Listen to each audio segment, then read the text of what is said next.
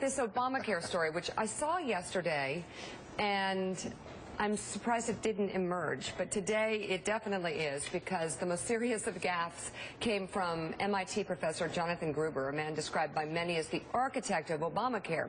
He was speaking at the University of Pennsylvania last year when he said the lack of transparency in the law was instrumental in getting it passed because of the, quote, stupidity of the American voter. Oh, Jesus. Lack of transparency is a huge political advantage. And basically, you know, call it the stupidity of the American voter or whatever. But basically, that was really, really critical to getting the thing to pass. And, you know, it's the second best argument. Look, I wish Mark was right. We can make it all transparent. But I'd rather have this law than not. So it's kind of like his reporter story. You know, yeah, there's things I wish I could change, but I'd rather have this law than not. I don't think you say that, right? That might be a problem. The problem is not that he said it. The problem is that he thinks it. Right. I'm serious. It's the core the problem with the damn law that was put together by a bunch of elitists who don't really fundamentally understand the American people. That's what the problem is. Yeah. Well, yesterday, so now we're covering it. The professor apologized. Take a look. The comment and the video were made at an academic conference. I was speaking off the cuff, and I basically spoke inappropriately, and I regret having made those comments. Public policy that involves spending is typically less politically palatable than policy that involves doing things for the tax code.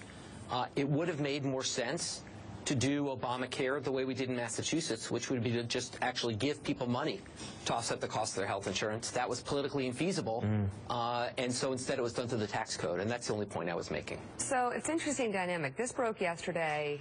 We kind of, you know, were trying to get to it. Nobody covered it except for some right-wing but had this been a Republican, what do you think would have happened? Well, he is this century's version of David Stockman, who was Ronald Reagan's original budget director in 1981 in an extensive magazine piece in the old Atlantic magazine by Bill Grider, former Washington Post editor.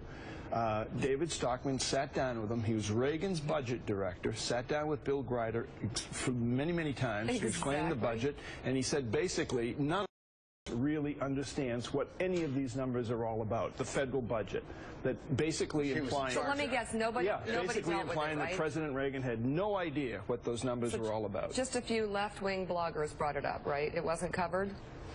I think there was a huge firestorm, I believe. Yeah, there was. Exactly. That's my point. Oh. Yeah, but David Stockman was the director of the Office of Management and Budget. Yeah. This guy is a consultant, so it's a slightly different. Well, he's one of the architects, is he not? It's not. You can't define him as an architect of Obamacare? He likes to think he's one of the architects, and he did play a significant role as a consultant, but he's a consultant, not the architect. Yeah, but don't you think, though, that's, if he's saying that out loud, that's a reflection of things that were being said? I agree.